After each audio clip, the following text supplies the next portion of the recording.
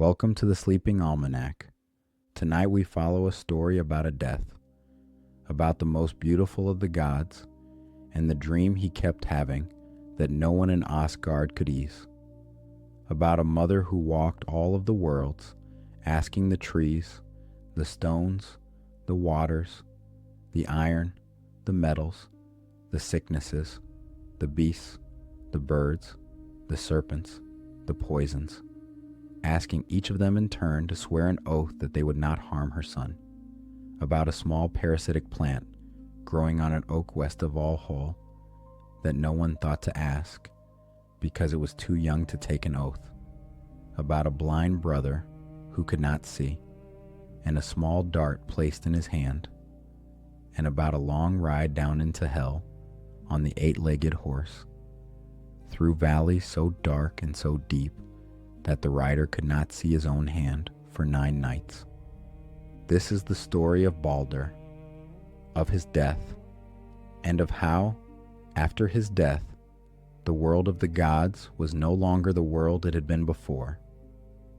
It is the story of Frigg, who took the oaths, of Loki, who found the one thing she did not, of Hermóðr, who threw the dart and did not know what he was throwing, of Hermóðr the bold, who rode the 8-legged horse to the underworld and stood before the goddess Hel herself and asked for his brother back, of Hermóðr, the greatest of all ships, which the giantess Hyrrokin pushed into the sea with such force that the rollers caught fire, of Nanna, who died of grief on the shore and was placed beside her husband on the pyre, of Thuk, a name we will speak softly tonight, the giantess in the cave who would not weep. It is the story we have been moving toward, slowly, since the season began. Across the evenings that have come before tonight, we have walked through the cosmos and the wisdom and the binding and the apples. We have heard, in earlier episodes, the prophecies of the Seeresses, small distant warnings given in quiet voices that the gods would not, in the end, hold all the worlds forever. We have not, until tonight, watched any of those prophecies come to pass. Tonight we will. Tonight is the night the first prophecy lands in the great hall of Asgard, and the gods understand, for the first time, that the appointed twilight is no longer a thing that lives somewhere far ahead of them. It is a thing that has started moving in their direction. This is the turning point of the entire Norse mythology, and the surviving sources know it. Snorri Sturluson, in his Prose Edda, gives this story more space than he gives any other. The poetic Edda preserves a separate poem just about Baldr's dreams, Baldr's Draumar, that tells us what the gods knew in the very first hours of the trouble. A skaldic poet named Ulf Uggason, writing in the 10th century, more than 200 years before Snorri, set the scenes of Baldr's funeral into a long descriptive poem called Húsdrapa, which we still have in fragments. 3 sources, written across 3 centuries, all reaching back to one story. We are going to tell it carefully tonight. We will follow Snorri's account where Snorri is clearest. We will follow Baldr's Draumar, where the poem adds what Snorri did not. We will name Húsdrapa when we describe the funeral, because that is the oldest surviving account of it, and where the sources are silent, we will, in the small, careful way of this almanac, say that we are reaching past them, and we will reach gently. Episode 6 of a complete 12-part season. New episodes every Wednesday and Sunday at 8 p.m. Eastern Time. If you fall asleep before the end, leave a in the comments. I read everyone in the morning. Settle in. Lower the lights. Let your shoulders drop. We begin in the high hall of Asgard, where a god has not been sleeping well. Chapter 1. The Dream That Baldr Had. There is a kind of dream that is not quite a dream. It is not made of the ordinary stuff a sleeping mind produces. The rooms you have lived in, the voices you have heard, the small unfinished business of the day. It is made of something stranger. It feels true while it is happening. It leaves the dreamer, on waking, with a heaviness that does not lift through the day, or through the next day, or through any day that follows. It is not a nightmare. A nightmare is a thing the mind makes to frighten itself. This is a thing that comes from somewhere else. Baldr began to have such dreams. Baldr, and we should pause on his name a moment before we go on. Baldr was the most beautiful of all the gods. Snorri Sturluson, who is our chief source for the story we are about to tell, describes him in Gylfaginning, chapter 22, this way. He is the son of Óðinn and of Frigg. He is so fair of face and so bright that light shines from him. There is a plant so white that it is called Baldr's brow, because it is the whitest thing in the world, and even it is not so white as the brow of the god whose name it bears. He lives, Snorri tells us, in a hall called Breidablik, broad shining, and Snorri says of that hall that no unclean thing may be in it. He is the wisest of the Aesir. He is the most pleasant spoken. He is the most gracious. The judgments he gives are the most beautiful, although, and Snorri puts this strangely, Baldr's judgments are so finely spoken that none of his rulings, in fact, ever come to pass. The other gods love him. There is no god in Asgard the other gods love more. This is the god who began to dream his own death. The dreams, Snorri tells us, came to Baldr at night. He did not at first speak of them. He went about his days in Asgard as he had always gone about them. He sat in his hall. He took counsel with his brothers. He walked the streets of the city and greeted those who greeted him, and his face was as bright as it had always been. But there was something behind the brightness now that there had not been before. A small fixed look around the eyes, a way of pausing, sometimes, mid-sentence, as if he had just remembered something he could not bring himself to say. The first dream came on an evening that had been, by every other measure, an ordinary evening. Baldr had eaten with his wife. He had walked, before sleeping, on the small enclosed terrace of his hall, the terrace that looked out over the western quarter of Asgard. He had watched the light go down over the rooftops. He had thought of nothing in particular. He had gone in when the cold began to come, and he had drawn the covers of his bed up to his chest, and he had slept. The dream came to him in the deep part of the night. Snorri does not describe the content of the dreams in detail. He says only that they were heavy, and that they were dreams of things to come, and that they were not the kind of dreams a god in his hall should have. We will not press further than Snorri presses. We will say only that Baldr woke from that first dream sometime before dawn, and lay in the dark for a long time afterward without moving, and that when the sun finally came up through the eastern windows, he rose with a small fixed look around his eyes that the other gods would, in the days that followed, come to recognize. His wife noticed. His wife was Nanna, daughter of Nepr, and we will say a little about her in a moment because she belongs to this story too. She noticed the change in him before anyone else did.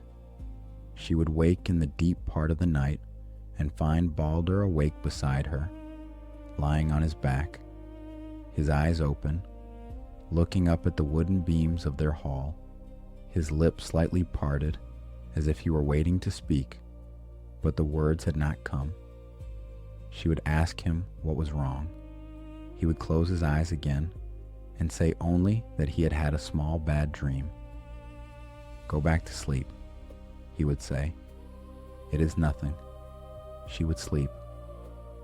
In the morning he would not speak of it, but the dreams did not stop. They continued for many nights, and after a time, Baldr could no longer hold them inside himself. He went to the high seat where Óðinn his father sat. He went in the morning, when the light was just beginning to come through the eastern windows of the great hall of Glatzheimer. He stood before his father and he told him, "Snorri does not give us the exact words Baldr used. We will not invent them either. We can say only that the dreams were dreams of his own death. They were vivid. They came back, with small variations, night after night. In one form of the dream, and here we are reaching past what the surviving sources directly say, but the long tradition of the story implies it. In one form, Baldr saw the gates of a country he did not know.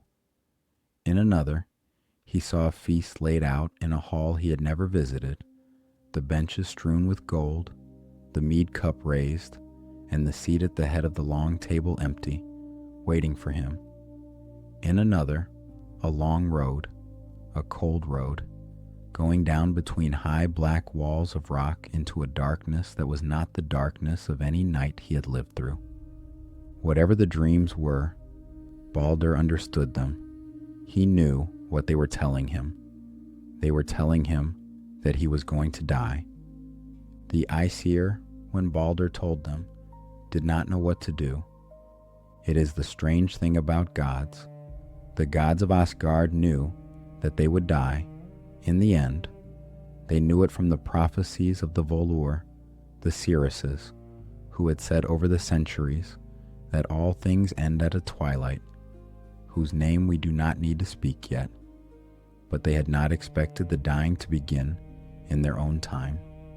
They had not expected it to begin with Baldr, who was the most beloved, the brightest, the one no one in Asgard could imagine being without. They called a council.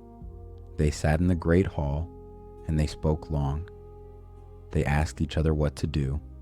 They asked what the dreams meant. They asked who might be able to interpret them, and what could be done if the interpretation was the worst one.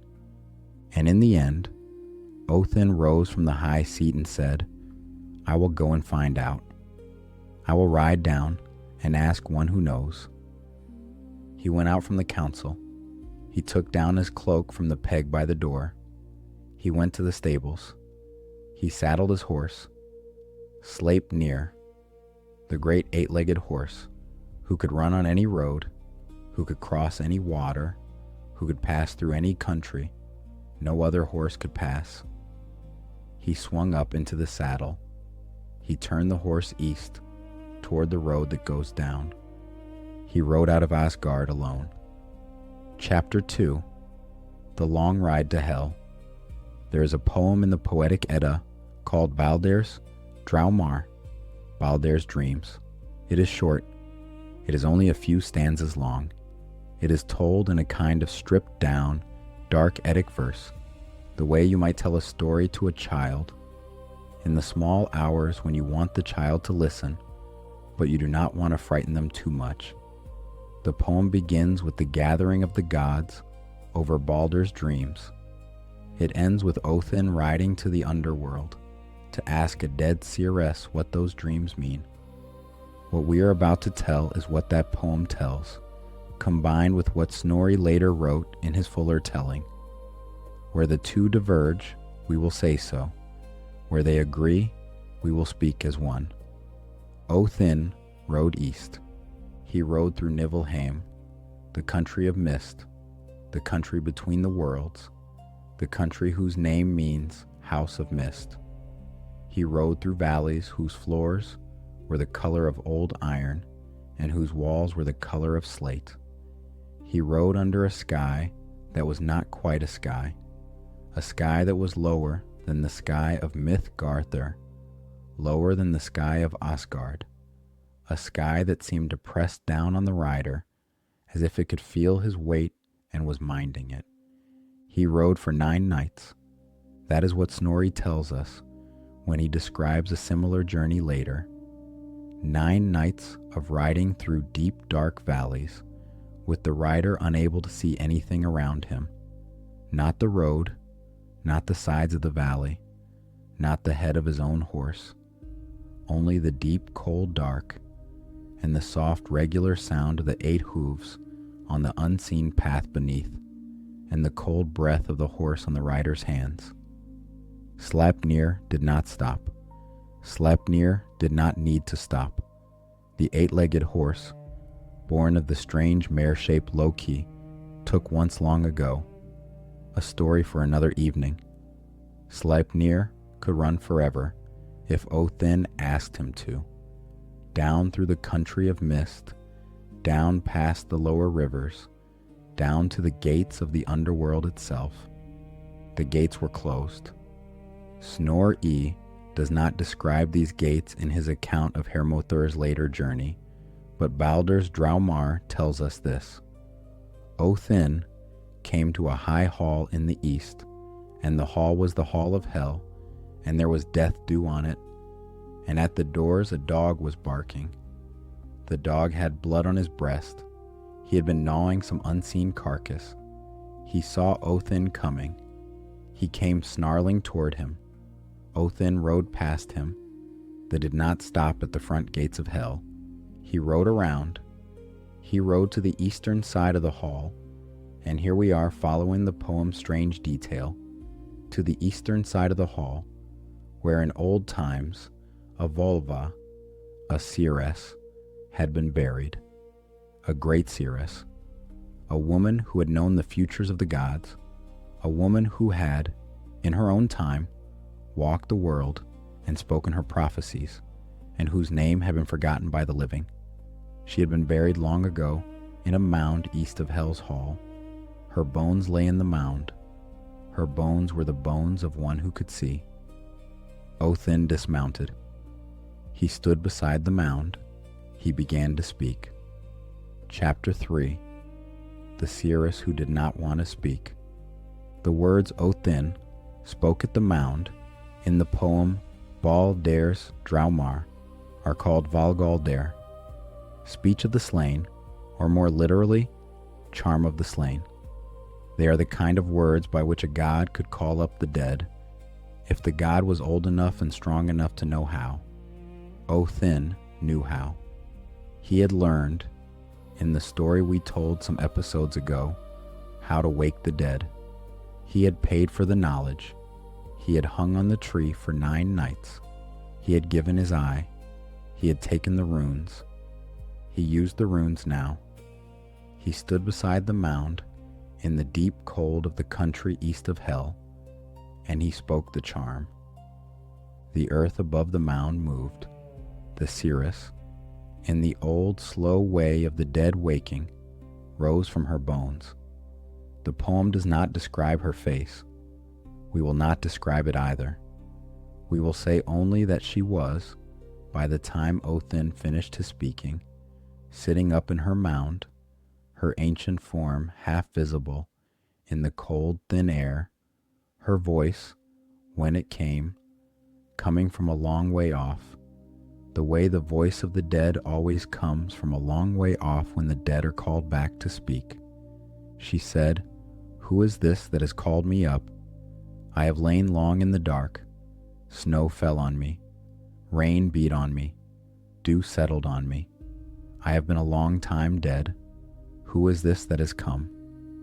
She did not know who Óðinn was. He did not at first tell her. He gave a false name. In the poem he calls himself Vegtam, wanderer, or way tame. And he says he is the son of Valtam, battle tame, son of war tame. He gives the names of Völva of old would have respected without question, the names of men born to the lineage of warriors.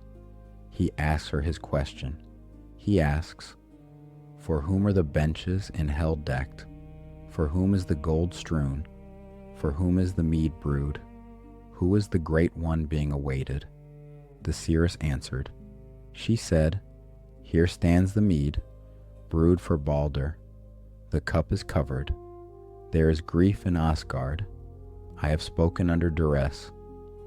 Now I am silent. The phrase, I have spoken under duress, is the formula the dead, in the old Norse tradition, use when they have been called up against their will. They give their answer. They give it true. And then they ask, by speaking the formula, to be allowed to return to the silence of their mound.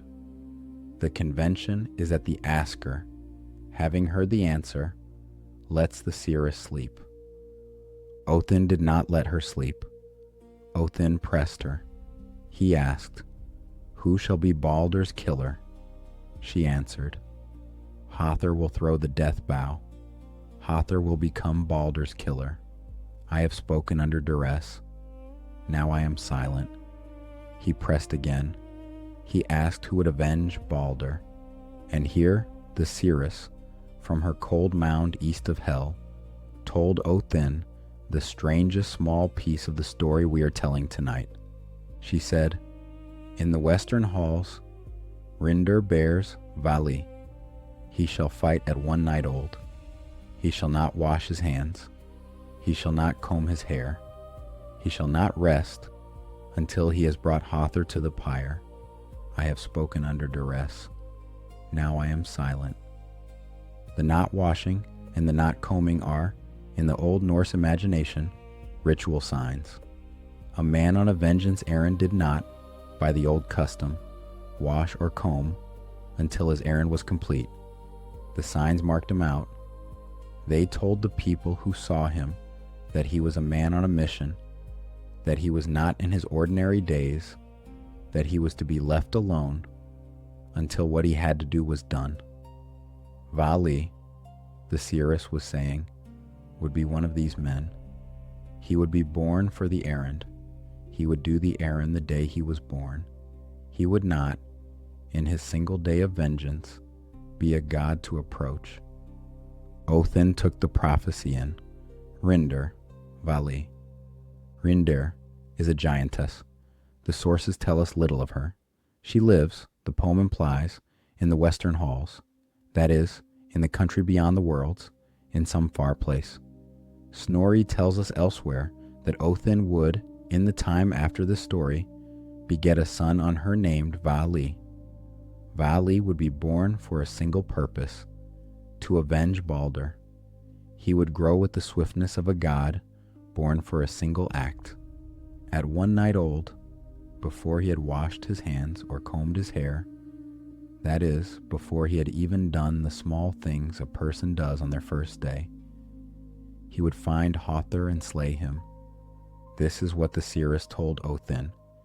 She did not know who she was speaking to. She thought she was speaking to a wanderer. She told him the truth because the dead, called up by Valhåll, must tell the truth. But then Odin asked her one more question. He asked her something so strange, and the poem, in its sparse Eddic way, does not gloss it for us. He asked her, Who are these maidens who weep and throw the throat cloths to the sky? It is not clear what this question means. Scholars have argued over it for centuries. We will not solve it tonight. We will say only that it is the kind of question a god might ask a dead seeress to test whether she really is who he thinks she is. It is a question whose answer the wanderer Vegtam would not need to know. It is a question whose answer only Odin would care about. And the seeress, when she heard the question, paused. She paused in the cold, thin air east of hell. She said slowly, You are no wanderer, as I thought. You are Odin, the oldest of the gods. Odin did not deny it. She said, Go home, Odin. Go home and have your triumph. No one will call me up again, nor wake me with the wand of speech until. and here the poem stops midline in a way that is mysterious, until Loki bursts his bonds and the wreckers come to the twilight. Then she was silent. The mound settled. The bones, the poem tells us, were bones again. Óðinn turned. He mounted Sleipnir. He rode back through the country of mist, back up through Niflheim, back up the cold road to Asgard. He rode through 9 nights. He rode into the gates of his own city as the sun was rising on the 10th morning. He brought the news to the gods. Their son, their bright son, the most beloved of the Aesir, was going to die. His brother, the blind one, Höthr, was going to kill him. Chapter 4. Frigg's Long Walking. Frigg, the mother, did not accept it. Frigg is one of the great goddesses of Asgard, and the surviving sources tell us less about her than they tell us about Freyja, or about Ithun, but what they do tell us is consistent. She is Óðinn's wife. She is the keeper of the household, but the household she keeps is not a household of small things. It is the household of all the Aesir. She is the keeper of the threshold, the lintels, the keys. She is, in Snorri's account, the only god other than Óðinn permitted to sit on the high seat Hlithskjalf and look out over all the worlds. She has, in some traditions, the gift of seeing the future, though in others it is said she sees but does not speak of what she sees. She is the mother of Baldr, and she would not have her son die. Snorri tells us what she did. The chapter in Gylfaginning is 50. The Aesir, Snorri says, took counsel, and the resolution that came of the council was this: Frigg, the goddess, took oaths from all things that they would not harm Baldr. Read that slowly. She took oaths from all things. We need to understand what that means. She did not write a letter. She did not call a meeting. She did not send messengers. She went herself, in person, to everything in the worlds that had the power to harm her son. She went to fire first. Fire is the oldest harm. Fire was there at the beginning, in the country called Muspell, in the south, where the giant keeps his flaming sword and waits for the appointed twilight. Fire is what cooks the food and warms the hall and lights the dark. But fire is also what burns the houses and the forests and the bodies of the dead. And Frigg knew that fire, of all the things in the world, was the one most likely, in some carelessness, to take her son. She went to fire first. She went. The surviving sources do not say where, but we will imagine it. We will imagine her going to the great hearths of Asgard, kneeling beside them as if to warm her hands, and speaking under her breath to the small, steady flames. We will imagine her walking south to the borders of Muspell, where the air grows hot and the rocks themselves seem to shimmer, and speaking to the great flames there, the flames so old they have no memory of having been small. We will imagine her speaking to the small flames of mortal hearths in Midgardr, in the dim huts of farmers at night, in the kitchens of kings, in the campfires of travelers under the stars. She spoke to every fire she could find. She bound them all. Fire swore. She went to water. Water is the second great harm. Water in its cold form, water in its deep form, the salt sea, and the freshwater rivers, and the lakes that hide the sleeping serpents, and the rains that fall on the long roads. Water is what slakes the thirst, and bears the boats and grows the grain. But water is also what drowns the swimmer, takes the ship, swallows the traveler at the river crossing. Frigg went to the seas first. She walked along the shores of Midgardr and spoke to the waves as they came in. She knelt at the water's edge with her cloak gathered up around her ankles, and she spoke into the water as one speaks into an ear. The waves listened, the waves answered, in the slow rolling way that waves answer. She bound the sea by oath. She went to the rivers and bound them, going from river to river, from the great rivers that cross continents to the smallest brooks that run only after the spring rain.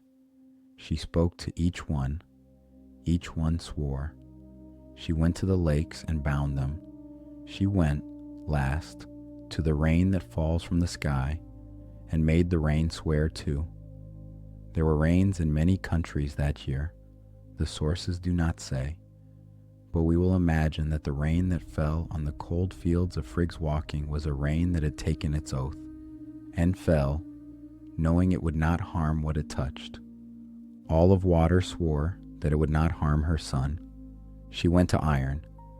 Iron, of all the metals, is the great killer. The swords of men are iron. The axes are iron. The spears, the knives, the small thin needles that pierce. Frigg went to iron and bound it. Iron swore. She went to all other metals, gold, silver, bronze, copper, lead, tin, the metals dug out of the earth by the dwarves of Svartalfheim. She bound each in turn. They each swore.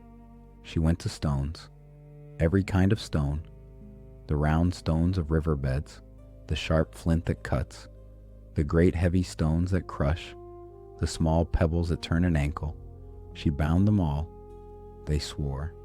She went to the trees, each kind of tree in turn, the oak, the ash, the pine, the birch, the willow, the thorn, the yew, the hazel, the elm, the fir, the rowan with its red berries, the juniper with its blue ones, the alder, the maple, the beech. She walked the forests of Midgard and Asgard for many days, going from tree kind to tree kind, taking the oath of each. She stood under their canopies. She put her hand on their bark. She spoke the oath in a quiet voice. For the trees, she had learned in her long walking, listened to a quiet voice better than to a loud one. And she let her hand rest a long moment on the bark of each kind before moving on. The trees in turn gave their word.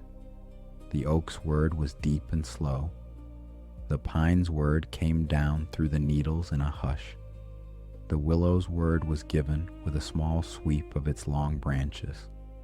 The hazel's word was given quickly, in the bright nervous way of the hazel. The trees gave their word. She went to the sicknesses. This is the strange one in Snorri's account. She went to fevers and bound them. She went to coughs and bound them. She went to the small wasting illnesses that take a person slowly over months and bound them. She went to the sudden sicknesses that take a person in a day. All swore. She went to the beasts, every kind of four-footed thing, the wolves, the bears, the wild cattle, the deer, the boars, the lynxes, the hares, the mice, every animal in turn. She bound them all. She went to the birds, every kind of winged thing. She went to the serpents and the lizards and the cold-blooded things that move along the ground. She went finally to the poisons, the venoms of the serpents, the dark drops in certain berries, the toxic things that grow in the wet places of the world. She bound all the poisons. How long this took, Snorri does not say. We will allow ourselves a small interpretation here. We will imagine that it took many months, perhaps a year, perhaps longer. We will imagine Frigg walking the world in a long gray cloak, with the dust of many roads on the hem, going from country to country, taking each oath in turn, stopping in the evenings at the edges of forests, in the small huts of mortal women, in the open fields under the stars, eating little, speaking little, the mission steady and slow and patient, the grief of her son's dreams sitting always at the back of her shoulders, the knowledge that if she failed in even one oath, her son would die. We will imagine the small details of the walking, the way her feet, in their soft leather shoes, came to know the surfaces of many countries, the soft moss of forest floors, the sharp gravel of mountain passes, the cool wet sand of seashores, the way her hands, by the end, were marked by the texture of so many things she had touched in the binding, the rough bark of trees, the cold scales of serpents, the dry skin of stones in the sun, the wet hide of beasts she had reached out to, the way her cloak, in the late part of the journey, was a cloak that had been many places, a cloak that smelled, at the same time, of pine and of sea, and of smoke from many small fires, of the strange thin air of high places and the heavier air of valleys. We will imagine her sleeping, in those many months, in many beds, the bed of a king who recognized her and gave her his own chamber, the bed of a farmer's wife who did not recognize her, but offered the warm corner by the hearth, the open ground of a forest clearing, with her cloak rolled up beneath her head, and the stars wheeling slowly above her through the gaps in the canopy, the flat ledge of a high pass, where the cold was such that she did not sleep at all, but sat upright through the night, her cloak gathered around her, waiting for the dawn so that she could go on with the next set of oaths. We will imagine that she did not, in those months, speak of her son. She would have known better than to speak of him to those she met. She would have known that to speak of him aloud would have been to draw attention to the very thing she was trying to protect. So she walked silent, and she bound silent, and she went on.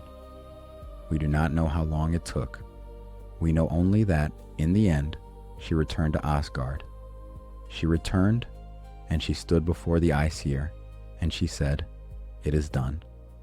Everything in the worlds has sworn. Nothing will harm my son." There was, in Snorri's account, one small exception, but she did not mention it. She did not, in fact, even remember it. It seemed too small to remember. Chapter 5. The Sport of the Gods. The Aesir, when they heard that Baldr was now safe from all harm, were filled with joy. Joy is a thing the gods of the Norse stories do not feel often. The Norse gods are not, mostly, a joyful pantheon. They are wary. They are watchful. They are aware of the prophecies and of the slow turning of fate. But on this day, when Frigg returned from her long walking and said, "It is done," on this day, the Aesir felt something close to joy. Their bright son, the beloved one, the one whose dreams had been so bad, he was safe. They began to play. This is the part of the story that is, in some way, the strangest. Snorri tells it without comment. He simply says it happened. The Aesir, knowing that nothing could harm Baldr, made it into a sport. They would gather in the courtyard of Asgard. They would stand Baldr in the center of the gathering, and they would throw things at him. They threw stones first. The stones bounced off and fell harmlessly to the ground beside him. The Aesir stood in a loose circle around him, and they threw the heaviest stones, the great round river stones that took 2 of his hands to lift, and the stones, in their flight, would slow as they came near Baldr, and they would fall at his feet without striking him. Tyr threw the throwing stones of the warriors, smaller and sharper, the stones a man threw in a contest. They fell harmless too. Bragi, who was not a warrior, but a skald, threw a small smooth stone he picked up from the courtyard at his feet, and the stone went up in a high arc and came down soft as a leaf on Baldr's shoulder, where it rested for a moment, and then rolled down his cloak and onto the cobbles.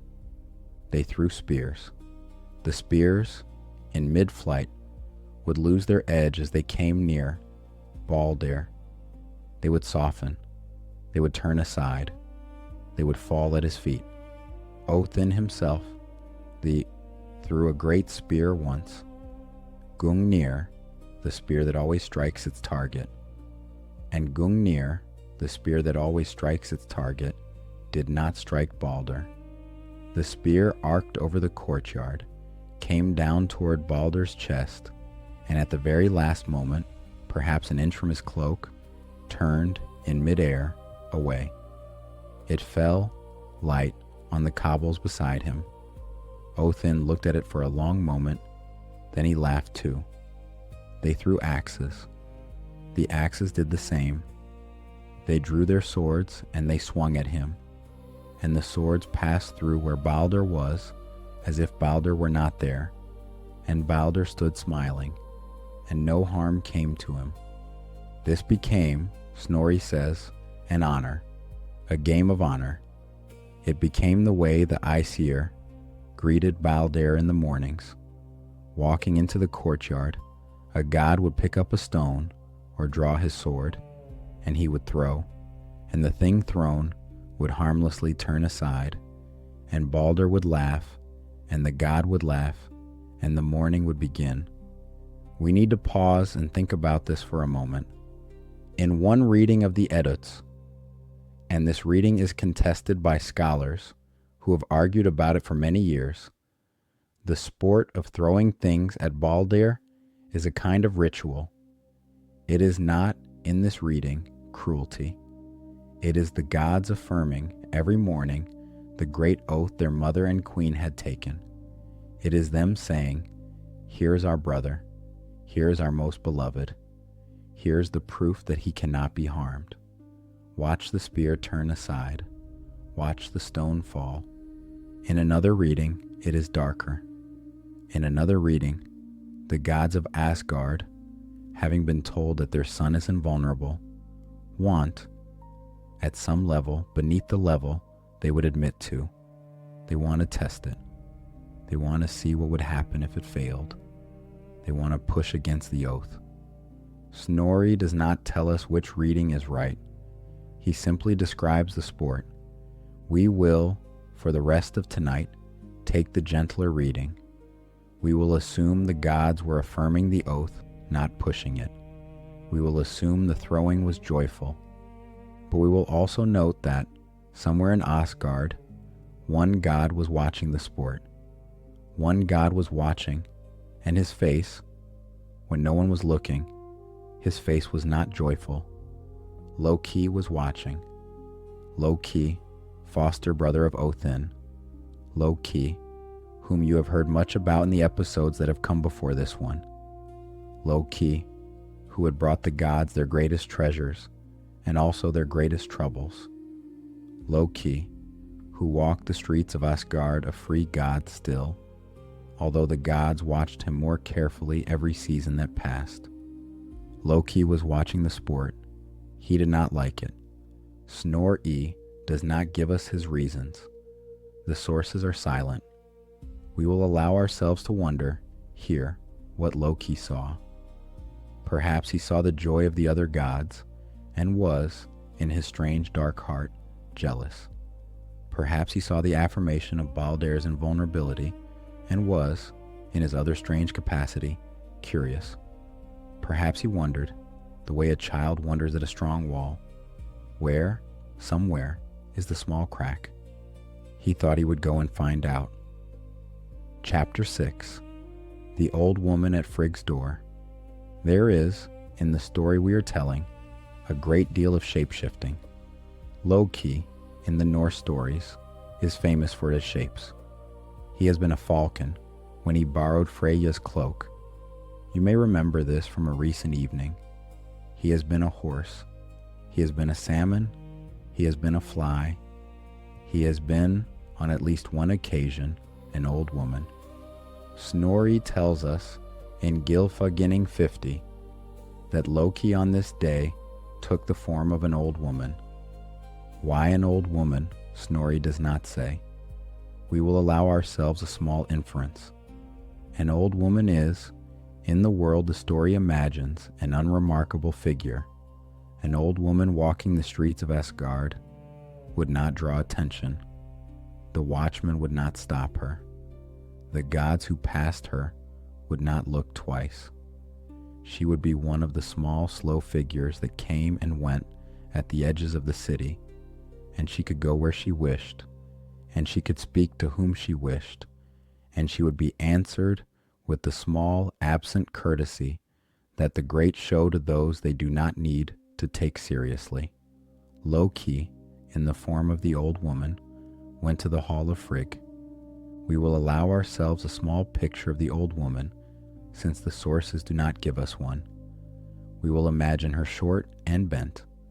We will imagine her hair white under her dark wool wrap, her eyes pale and watery, her hands knotted with the small joint troubles of age. We will imagine her cloak gray and well worn, with the small mendings of many years visible along its seams. We will imagine her stick, for she would have a stick, leaning on it as she walked, to be a piece of old hazel, smoothed in the middle where her hand had held it for many seasons. She was the kind of woman the guards at any gate would have looked at and looked past. She was the kind of woman who could go anywhere in Asgard without anyone wondering what she was doing. He knocked. The servants of Frigg opened the door. They let the old woman in. Frigg, who was sitting in her chamber, looked up. She saw the old woman come in. She greeted her kindly. Frigg was kind, in the surviving sources, to those who came to her door, and especially kind, we may infer, to those who came to her in the small, unremarkable shapes that the proud do not bother with. An old woman in a worn cloak was the kind of figure Frigg would have received with the small courtesies of a lady receiving an aging neighbor. She would not have looked closely at the face under the wrap. The old woman bowed. The old woman said, "My lady, what a fine sight that is, the gods throwing weapons at your son, and no harm coming to him. Is it true then, my lady, that all the things in the world have sworn to leave him alone?" Frigg, looking at the old woman with affection, for she liked it, in Snorri's account, when those outside her household showed an interest in the great work she had done, Frigg said, "Yes, it is true. All things have sworn." The old woman said, "All things, my lady, all, even the smallest things." Frigg said, "All. I have gone to each kind. They have each sworn." The old woman said, "My lady, that is a great wonder. There is nothing then in all the world that could harm your son." Frigg paused. She paused. In the way that a person pauses when she remembers something she had not thought of in a long time. In the way that a person pauses when she realizes there is one small thing. She said slowly, "Well, there is one thing, but it is too small to matter. There is a small plant that grows on the western side of Valhåll, a small parasitic plant on an oak with white berries. Mistiltein, it is called. It was too young when I made my rounds.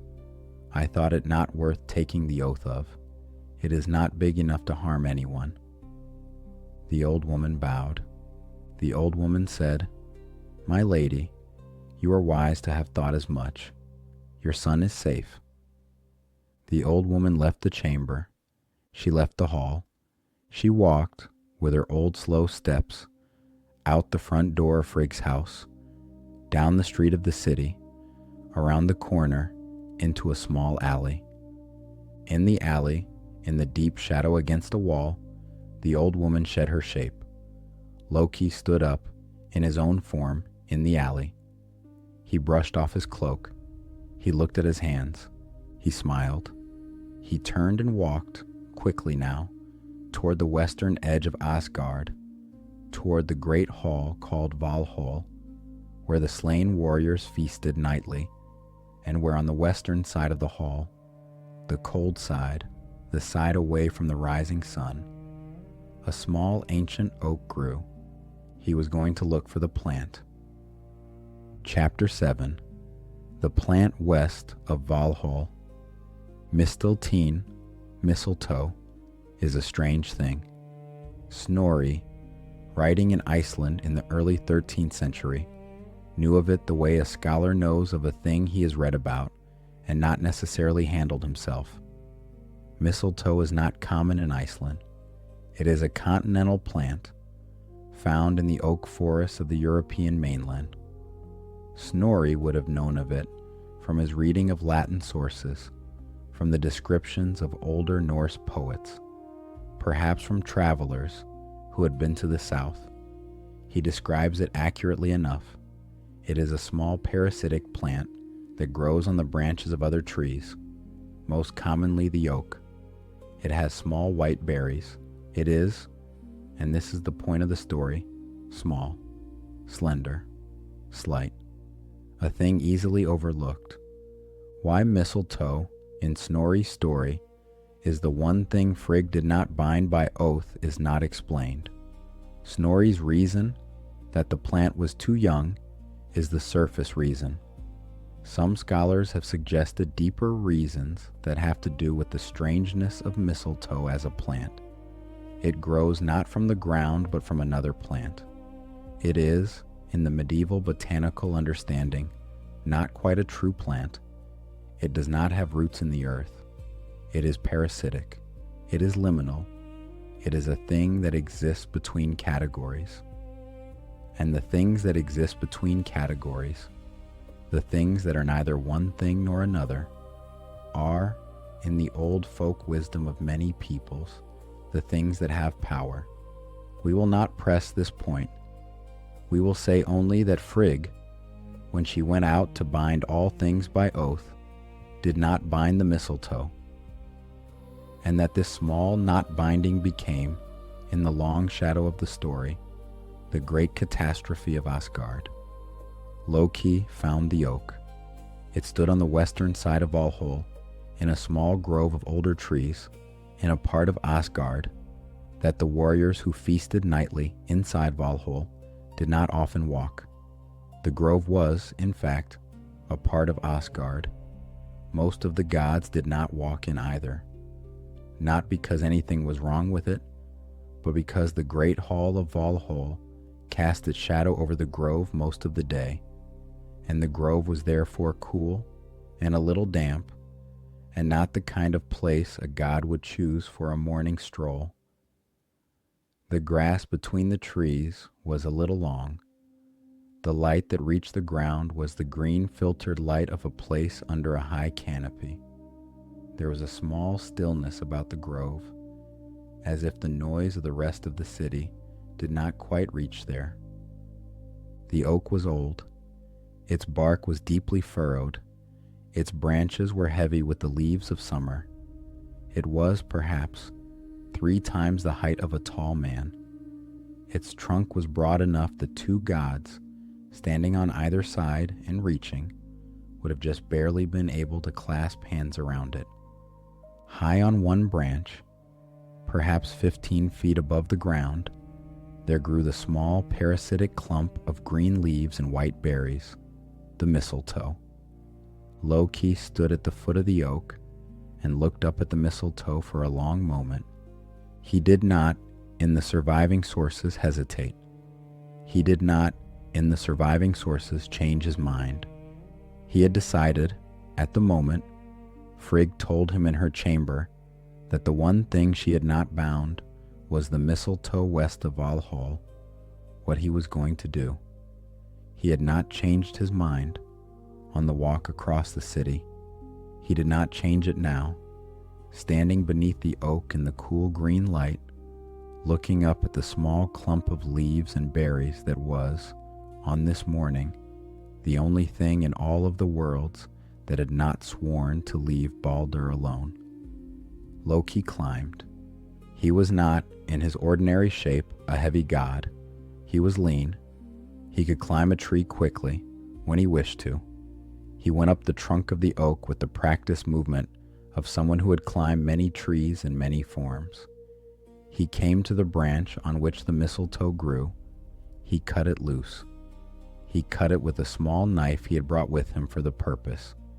He cut it carefully, taking the longest single stem, the strongest one, the straightest, and leaving the rest of the clump on the branch. He came back down. He stood at the foot of the oak with the stem of mistletoe in his hand. He turned it slowly in the light. It was perhaps the length of an arrow. It was light. It was green. The small white berries clung to it at the ends. A dart, he thought. It is the length of a dart. It is the weight of a dart. It is the shape, almost, of a dart. With a little trimming, with a small sharpening of the cut end, it could be a dart. He took out his knife again. He worked on the stem. He sharpened the cut end. He smoothed the wood. By the time he was done, he was holding a slender wooden dart with white berries at its base. A dart, but a dart that did not look like a dart. A dart that looked, to anyone who had not been told what it was, like a small green branch a man might carry as a walking stick. He put the dart inside his cloak. He walked back toward the center of Asgard, toward the courtyard where the gods were even now, in the morning light, beginning their game. Chapter 8. The Brother Who Could Not See. The game was in full swing when Loki returned. The Aesir were gathered in the great courtyard of Asgard. Baldr stood, smiling, in the center. The gods stood in a loose circle around him. They were taking turns throwing, had just thrown a great stone, which had passed through where Baldr was standing, as if Baldr were a column of light, and fallen with a heavy thud on the cobbles beyond. Tyr had just struck at him with a sword, which had failed to find anything to cut. Freyja had thrown a slim spear, which had turned aside in mid-flight and fallen on the stones at Baldr's feet, where it lay still ringing on the cobbles. Baldr was laughing. The gods were laughing. One god, however, was not in the circle. He stood at the edge of the courtyard, just inside the great archway that led in from the street. He stood with his hands clasped politely in front of him. He was not throwing. He was not laughing. He was listening. This was Höthr. Höthr was Baldr's brother. He was a god of Asgard, a son of Odin. Although the genealogy of Höthr is one of the parts of the Norse mythology that is, in places, contradictory across sources. Snorri tells us that Höthr was the brother of Baldr and was blind. Blind from birth, Snorri implies he had never seen anything. He had never seen his brother. He had never seen the face that was so bright that light came from it. He knew his brother only by voice, by touch, by the way the air seemed to warm when Baldr came near. He knew his brother loved him. He knew he loved his brother, but he had never thrown a stone in the game in the courtyard because he could not see where to throw. He stood at the edge of the courtyard listening. Loki came up beside him. Loki said, very quietly, "Höthr, brother, why do you not honor your brother as the others do?" Höthr turned his head toward Loki's voice.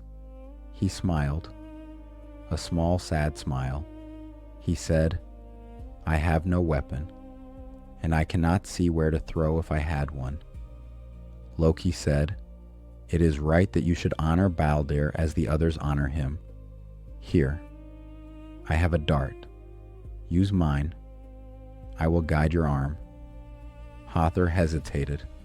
He hesitated, in the way a person hesitates when they have been offered something they had not expected to be offered. He had assumed, his whole life, that he could not take part in the things the seeing gods did. He had made his peace with this. In the slow way The blind make their peace with the world that does not see them. Now Loki was offering him a way in. He said, "Brother, if you will guide me, yes, I will honor him." Loki put the dart into Hothr's right hand. He closed Hothr's fingers around it. He turned Hothr, gently, the way one turns a child, so that Hothr was facing the courtyard. He stood behind Hothr. He took Hothr's right arm. He guided it. He aimed. He whispered, "There, throw." Hothr threw.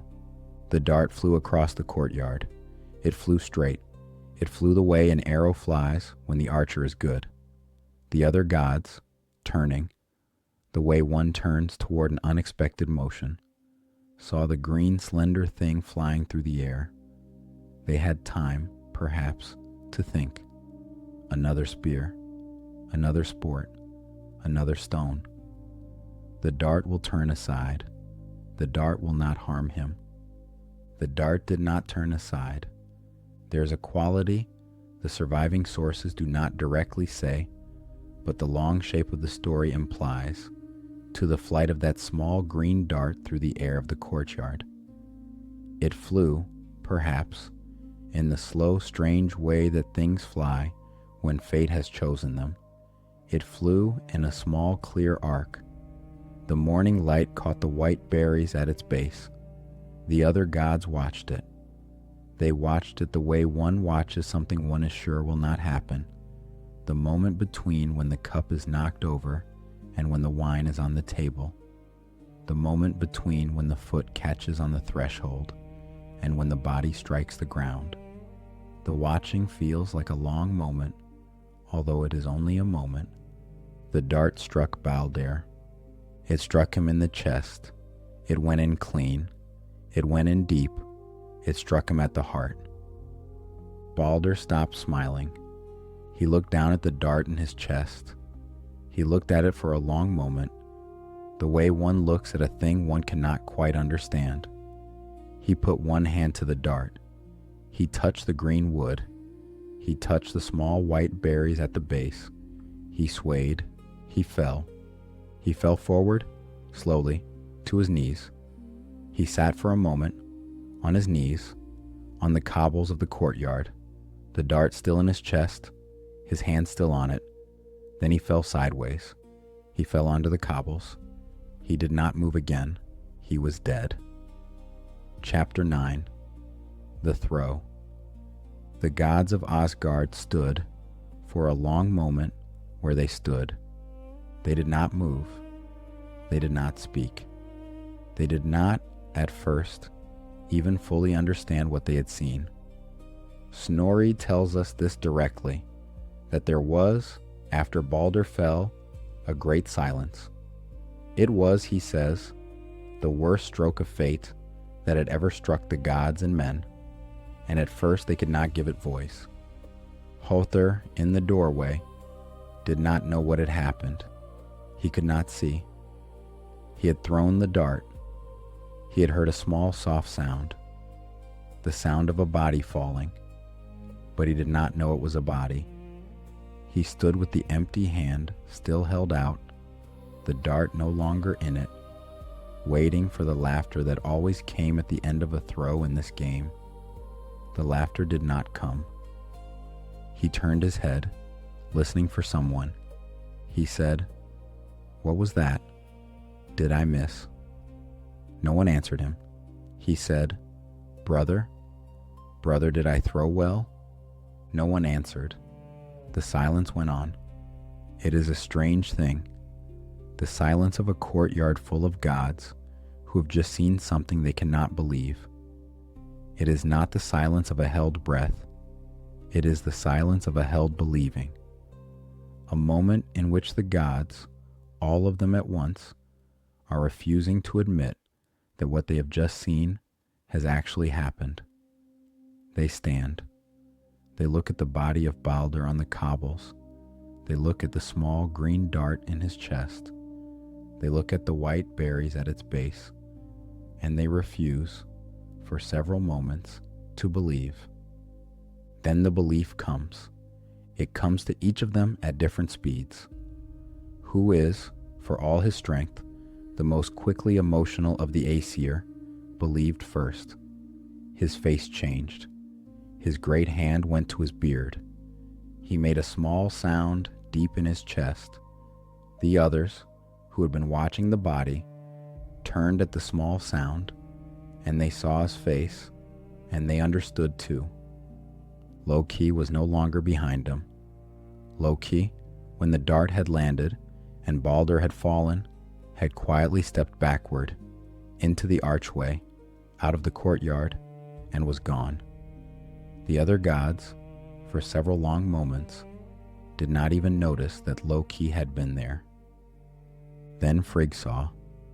Frigg had been at the edge of the courtyard, watching the game. She had seen the dart fly. She had seen, but had not been able, in the moment, to understand what had happened next. She walked in a long, slow walk from where she had been standing to where her son lay. She knelt beside him. She put her hand on his face. She put her hand on the small green dart in his chest. She touched the white berries. She knew then what the dart was. She made a sound.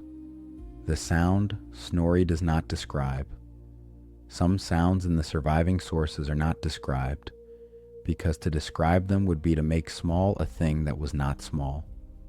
Frigg made the sound a mother makes when she understands that the small thing she did not bother to bind by oath is the thing that has killed her son. She made the sound only once. After it, she was silent. She rose. She walked back from the body of her son. She stood with the other gods in the wide courtyard. She did not speak. It was Óðinn who broke the silence.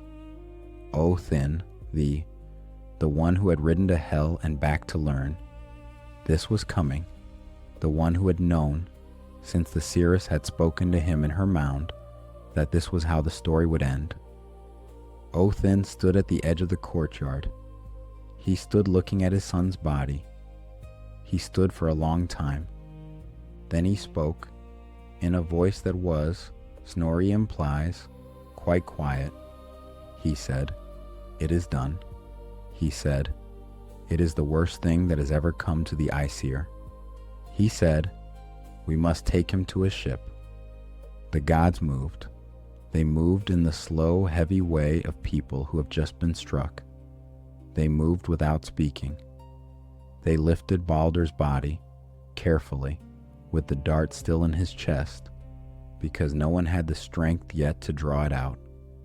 They carried him from the courtyard.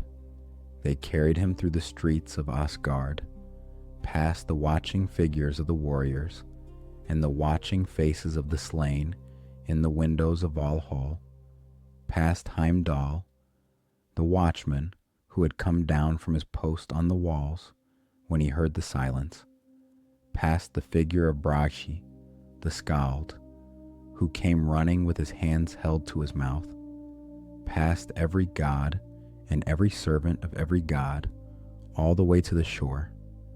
Baldr's ship lay on the shore. Its name was Hringhorni, Ring Prow. Snorri tells us it was the greatest of all ships. It was a long ship of great length, with a high carved prow that curled inward like the horns of a ram, with shields hung along its sides, with a mast bare of sail.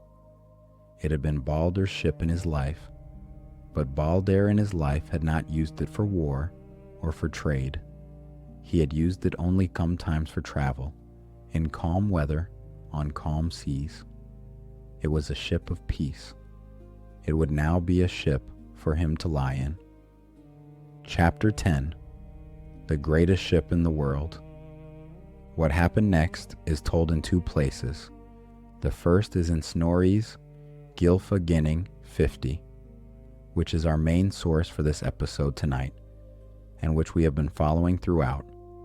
The second is in a skaldic poem called Húsdrapa, House Drape, or Hall Tapestry, composed in the 10th century by a poet named Ulf Uggason.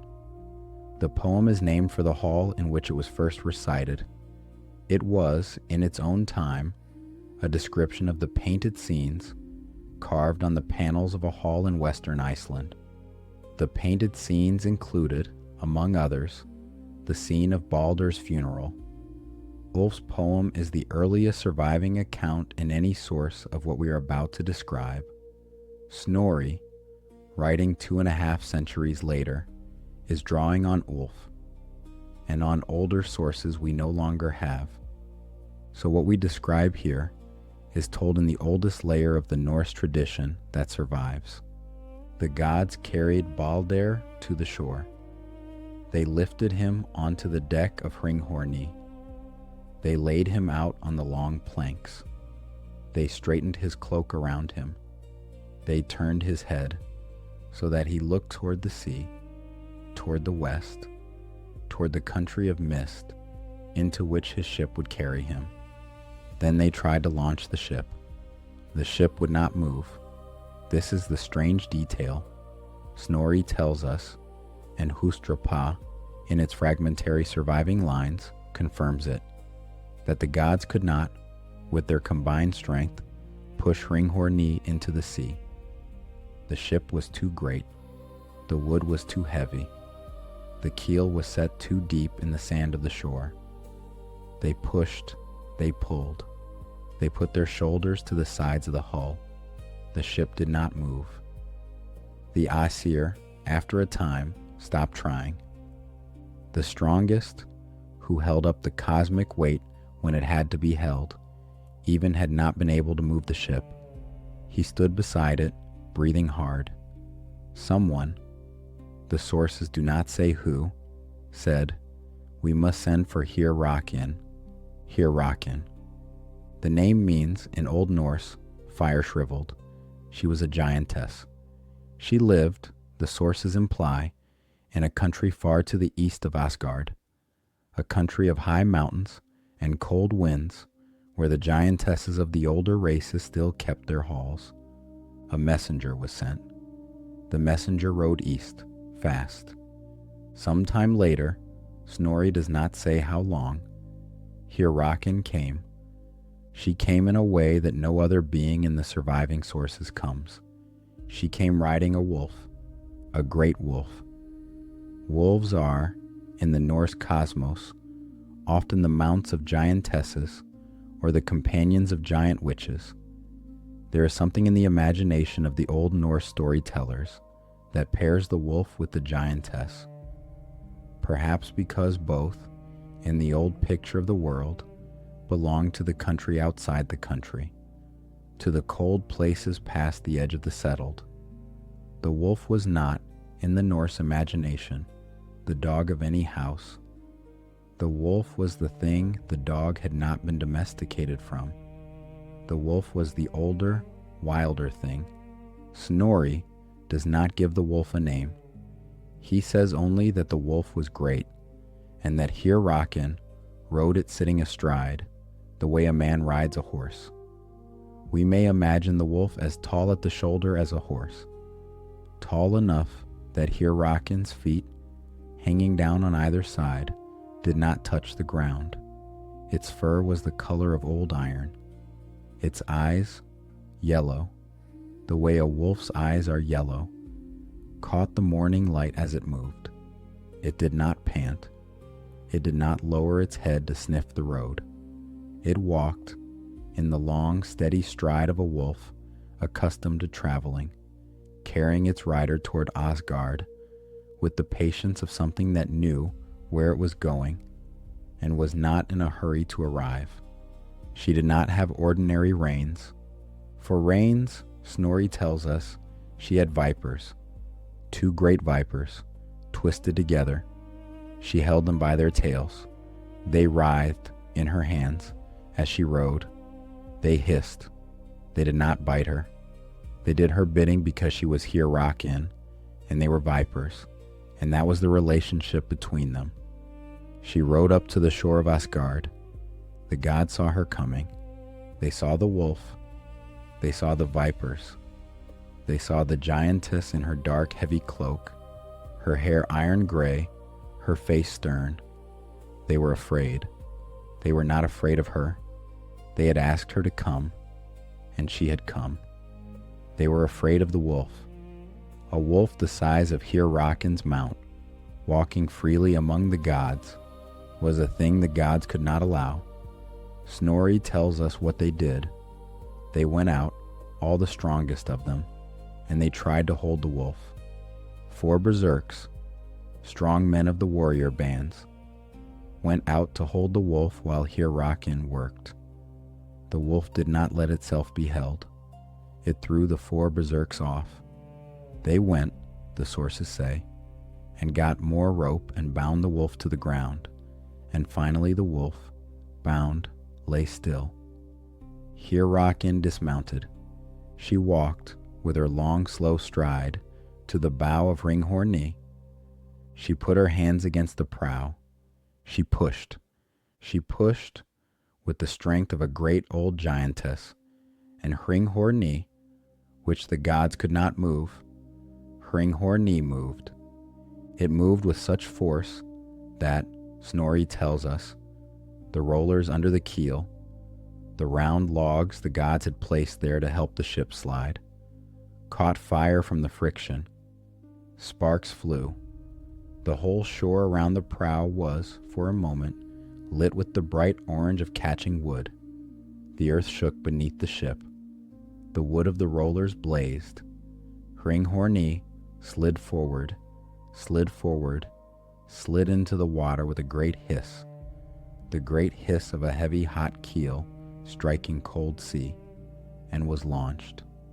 The whole shore, for a moment after the launching, was loud. The sound of the rollers burning, the sound of the seawater meeting the hot hull, the sound of the Aesir, a long collective in-breath from those standing on the shore, the smell of burning oak and pine, the smell of seawater.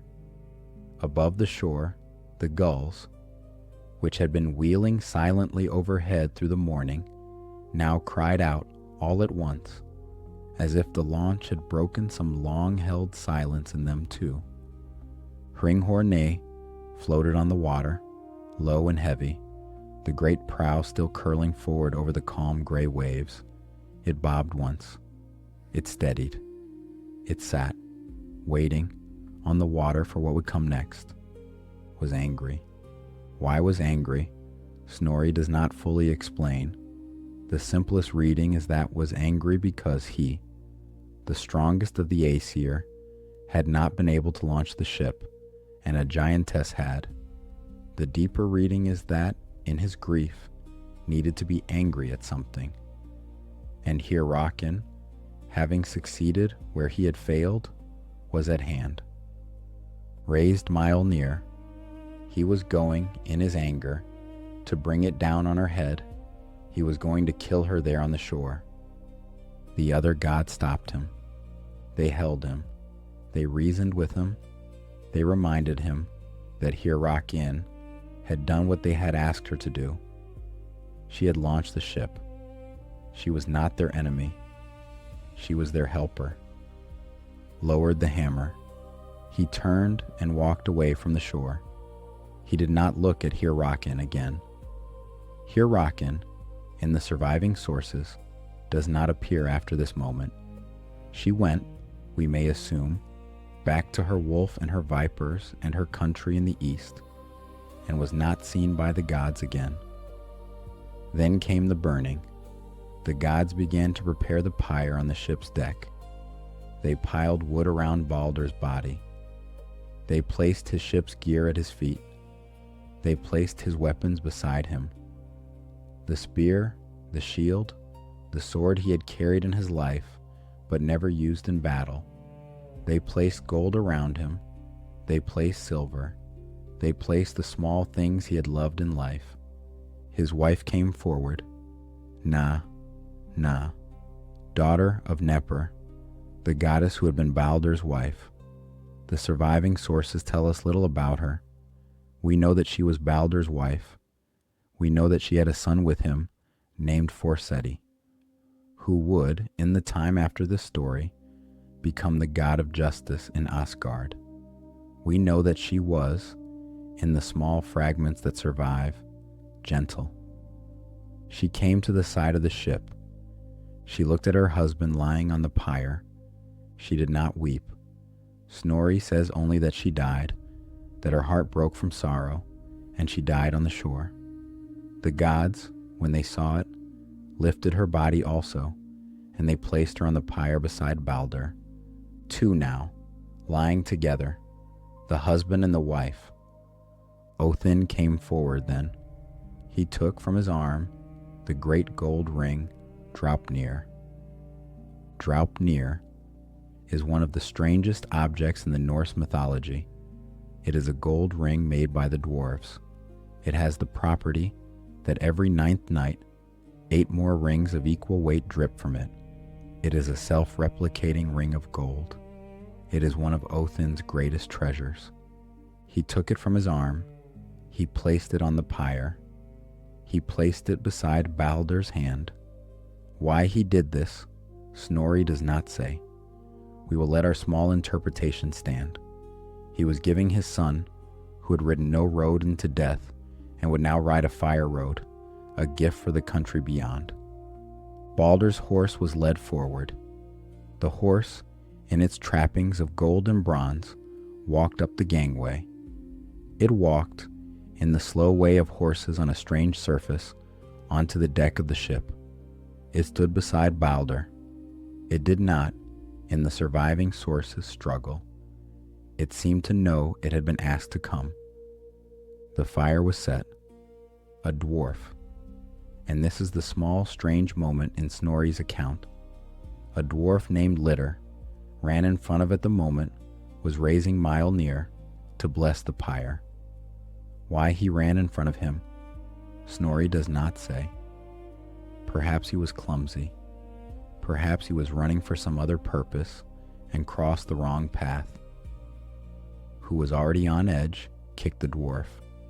He kicked him with such force that Litter was thrown into the flames of the pyre. Litter burned with Baldr, and with Nanna, and with the horse, and with Draupnir, and with all the small things of Baldr's life. Thus, Snorri says, was Baldr burned. The ship, on fire, drifted out from the shore. The flames rose. The smoke went up into the gray sky. The gods stood on the shore and watched. They watched the ship go out, burning, into the western sea. They watched it become a small, bright shape on the water. They watched it become a smaller shape. They watched it become a point of light. They watched until they could not see it anymore. Then they turned and walked, in silence, back into the city of Asgard. Chapter 11. Hermóðr's 9 Nights. The gods did not, all of them, accept Baldr's death. Some of them, Snorri implies, settled into it the way one settles into a great grief. They did the work of the city. They tended the orchards. They sat the council. They went on, in the slow, heavy way of those who have lost something irreplaceable with the business of being gods. But Frigg the mother, did not settle. She stood, in the days after the funeral, in the great hall of the Aesir. She looked around at the assembled gods. She said, "Who among you would ride down to hell for me, and offer hell ransom for my son? Who would do this thing?" Snorri's chapter 49 tells us who answered her. Hermóðr the Bold. Hermóðr was another son of Odin, and we should pause briefly on him too. Hermóðr is, in the surviving Norse sources, a minor figure. He appears mostly in this story. The lateness of his appearance in the text has led some scholars to wonder whether he is an old figure or a relatively new one. We will not settle that tonight. We will say only that Hermóðr was Baldr's brother. He was a god of Asgard. He was, the sources imply, swift on his feet and brave of heart. He was not perhaps the obvious one to send. He was not the strongest god in the hall. He was not the wisest. Odin was. He was not the most clever. Well, Loki was, and Loki was at this moment not in the hall, and the gods did not yet quite know why. Hermóðr was none of these things. He was perhaps the bravest in the simplest meaning of the word. He was willing to go because Baldr was his brother, and because no one else had stepped forward yet, and because someone had to. He stepped forward. He said, "I will go." Óðinn took the bridle of Sleipnir, his own 8-legged horse, the only horse strong enough to ride the road down, and put it in Hermóðr's hand. Hermóðr swung up onto the saddle. The other gods watched. He turned the horse east, toward the road that goes down. He kicked Sleipnir into a run. He rode for 9 nights. This is the great detail of Hermóðr's journey, and it is given to us in Snorri's chapter 49 almost word for word. He rode through valleys so deep and so dark that he could see nothing. Not the road, not the sides of the valley, not the head of his own horse, only the deep cold dark of the country below the country, and the soft regular sound of the 8 hooves on the unseen ground beneath, and the cold breath of the horse on his hands. Think about what 9 nights of riding in the dark would be. 9 nights with no sleep. 9 nights with no companion. 9 nights with no fire. For there was nothing in the country below the country with which to make a fire. And even if there had been, Hermóðr would not have stopped. 9 nights with no food, for he could not see to eat what he carried, and he was not by then in the part of himself that thought about eating. 9 nights in which the only sound was the soft 8-fold drumming of Sleipnir's hooves, and the only thing he could feel was the cold air moving past his face, and the warm, reassuring bulk of the horse beneath him. He rode through the country of mist. He rode through the country below the country of mist. He rode through countries the names of which the surviving sources do not record. We will not invent names for them.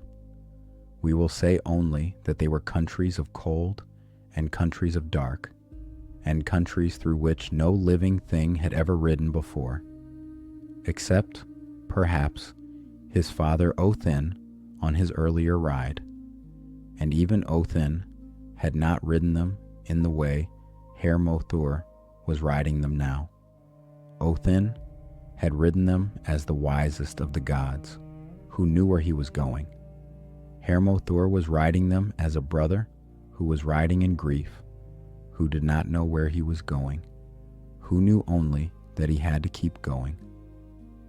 On the 9th night he came to a river. The river was called Gjöll.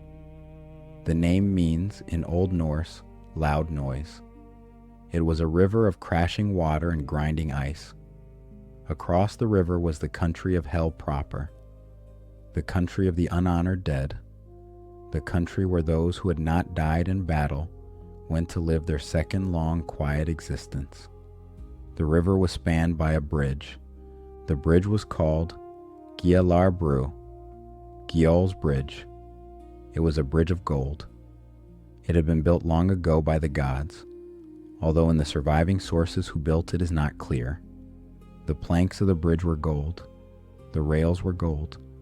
The whole bridge gleamed dimly, even in the deep dark of the country east of the road. Hermóðr rode onto the bridge. The bridge resounded under the hooves of Sleipnir. A maiden stood at the far end of the bridge. Her name was Mothgutur. The name means, in Old Norse, battle-weary, or possibly spirit battle. She was the guardian of the bridge.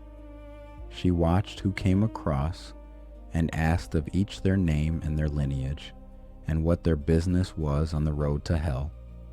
She saw Hermóðr coming. She said, "What is your name?" What is your lineage?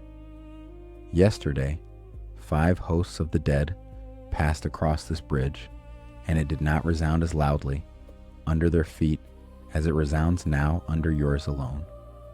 You have not the color of the dead about you. You are not pale. You are not bloodless. Why have you come to ride to hell before you are dead? Hermóðr drew up Sleipnir at the far end of the bridge. He said, I am Hermóðr, the bold son of Odin. I have come to look for my brother Baldr. Has he passed this way? Hroðgar said, Yes. Baldr has crossed Gjallarbrú. He passed yesterday. The road to hell lies down and to the north from here. Ride down, and to the north. You will find the gates. Hermóðr rode on. He rode down and to the north. He rode through countries colder than the countries he had passed before. He rode until the road brought him at last to the great gates of hell. The gates were closed. They were great iron gates. They were the gates Snorri described to us already. The gates of hell, the gates beyond which Odin had not gone on his earlier ride to wake the Seeress. They were closed against the living. Hermóðr did not stop. He could not stop. He gathered Sleipnir under him. He leaned forward. He kicked the 8-legged horse into the hardest run it had run on the whole 9-night journey. Sleipnir leapt. He cleared the gates. He cleared them with the ground a great distance below his hooves. He landed on the other side, his 8 hooves striking the cold stone of the courtyard within. He did not stumble. He came smoothly to a walking pace. Hermóðr rode through the courtyard. He rode up to the door of Hell's great hall. He dismounted. He went inside. In the hall of Hell, the benches were strewn with gold, as the Seeress at the mound had said. The mead was brewed and set out. The hall was deep and long. Its walls were of dark stone. Its ceiling, where it could be seen, was hung with the smoke of small old fires that never quite went out and never quite blazed. The hall was full of figures, many figures, sitting at the long benches, eating and drinking in a slow, quiet way, the way the dead eat and drink. They did not look up when Hermóðr came in. They did not seem to notice him.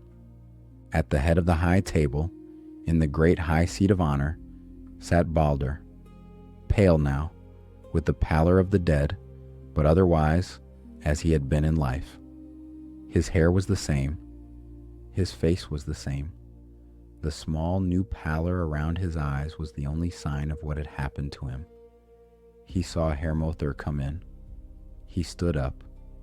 He came around the head of the table. They embraced. Snorri does not give us this moment in any detail. He says only that the brothers were together and that they spoke. We will not invent the speech they spoke. We will say only that, in the long shape of the story, this was the last time the 2 brothers would be together. Or, in the prophecy we will tell on the last evening of our season, the last time before the new world. They sat together at the high table. They drank from the cups in front of them. They did not eat. Or if they ate, the surviving sources do not say so. They spoke. Whatever they spoke of, it was not, in the part of it we are told, an unhappy speaking. They were brothers. They had loved each other.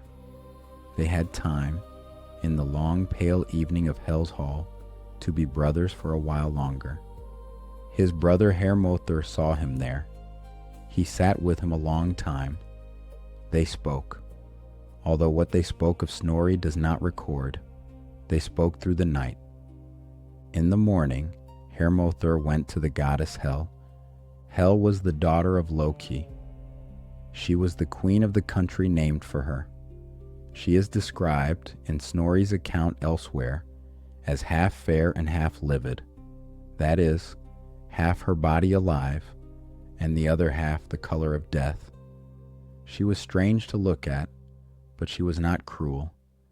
She kept her country with the cold patience of one who knew she would have all the dead, eventually. Hermóðr stood before her. He said, "Lady, I have come to ride down for my brother. The Aesir have sent me. They mourn him so deeply that the worlds are heavy with the weight of their mourning. Let him return." Hel looked at Hermóðr. For a long moment, she was not, the implied tone of her words suggests, easily persuaded, but she said, "I will test what you say.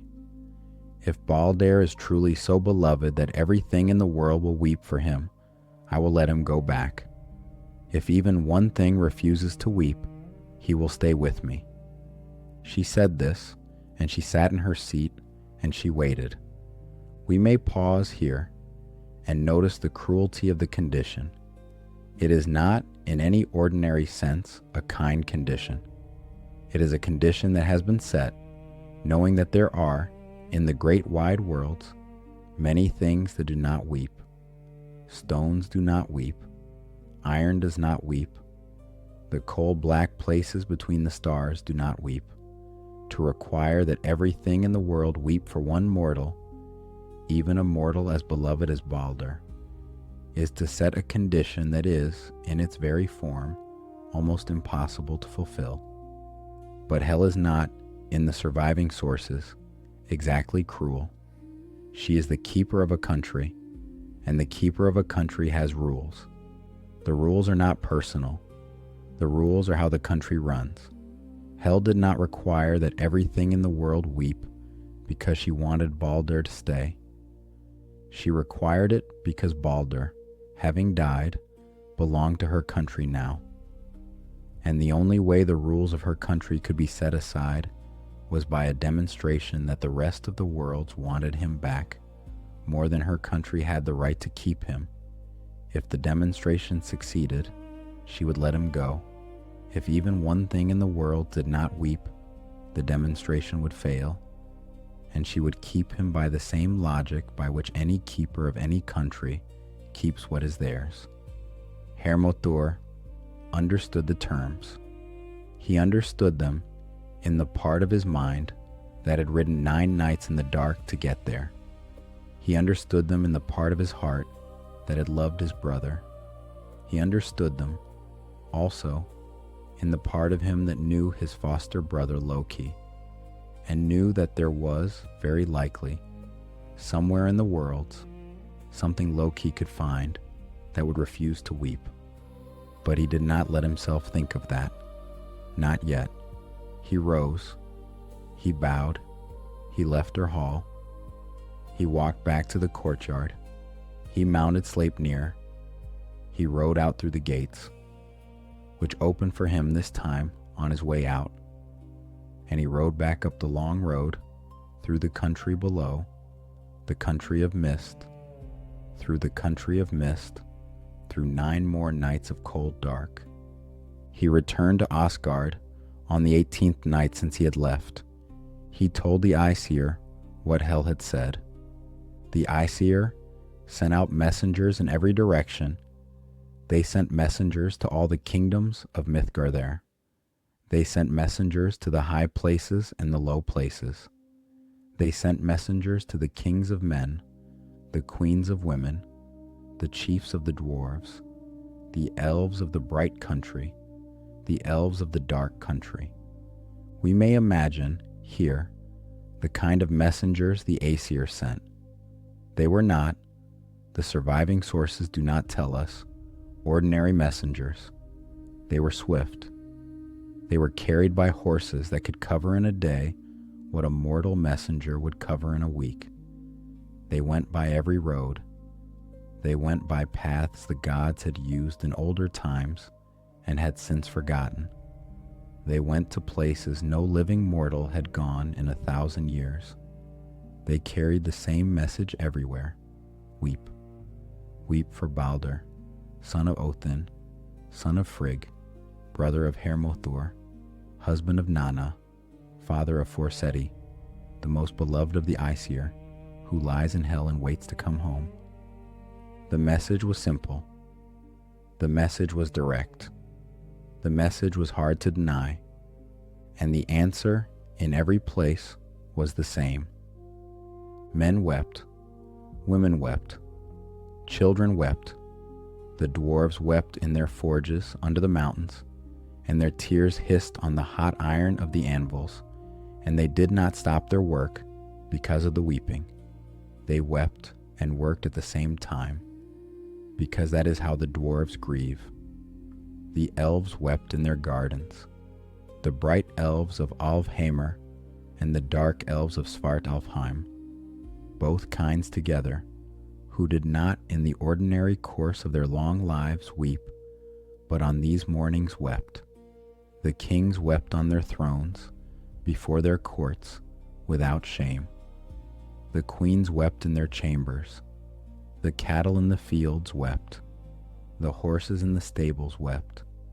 The dogs at the doors wept. The cats on the hearths wept. The small mice in the walls wept. The fires in the hearths gave up small bright tears that hissed on the hearthstones.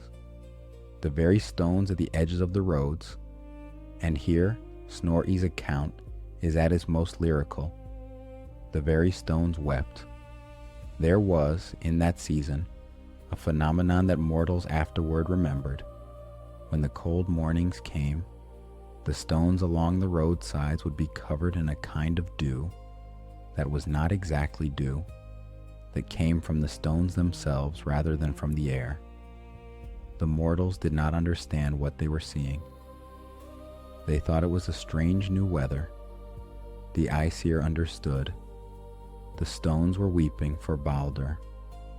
Iron wept, the blades of weapons in their scabbards, the heads of axes hanging on the walls of halls, the small thin needles in the sewing boxes of women, the great iron rings of gates, and the small iron nails of doors. All of them, in the cold mornings of that season, were beaded with a strange wet that was not condensation, because it formed on the iron when the air was dry. The iron was weeping. The metals wept. Gold wept its slow, soft tears. Silver wept its bright, fast tears. Copper wept tears the color of its own surface. Lead wept the heaviest tears, which fell straight down and did not splash. Tin wept tears that, in some traditions of the story, made small ringing sounds as they hit the floor. The trees wept. There was, in the worlds, in that season, a strange phenomenon that mortals afterward remembered. In the cold mornings, the trees would weep small, clear drops from their bark. Snorri describes it directly. He says, and we will give it close to his own words, that the trees in those mornings were seen by men to have wept, and that this is the same thing that happens when trees come out of frost, where they shed drops as the sun rises. He is telling us, in his careful scholar's way, that the natural phenomenon mortals had observed in their lives, sap and frost melt running down the bark of trees in the early mornings of late winter, was, according to the old story, the trees weeping for Baldr. The story explains the natural fact. The natural fact remembers the story. The sicknesses wept. This is the strange one. Snorri tells us that the sicknesses, which had taken the oath not to harm Baldr, also wept for him. We may imagine, for a moment, what that means. A fever, hot in a man's chest, weeping. A cough in the throat of a small child, weeping. A wasting sickness, slow at its work in some old woman in some far country, pausing in its work to weep. The poisons wept, the venom in the fangs of serpents, the dark drops in certain berries, all of them wept. The serpents wept, opening their cold, dry mouths, and small, bright drops fell from them onto the rocks where they coiled. Everything that lived, everything that did not live, but had once been thought to live, everything that the gods had thought to ask, Everything wept. Almost. There was one thing that did not weep. In a cave, far from any road, in a country east of the road to hell, in a cave whose mouth was set into the side of a low gray hill, whose floor was packed dry earth, whose ceiling was hung with the smoke of an old small fire, there sat a giantess. Her name was given in Snorri's account as Thuk. The name means, in Old Norse, thanks. Whose thanks she was given, or for what, is not explained. She was old. She was alone. She sat by her small fire in her cave, and she did her own small business, and she did not speak with anyone. A messenger of the Aesir came to her cave. The messenger stood at the mouth of the cave. The messenger bowed.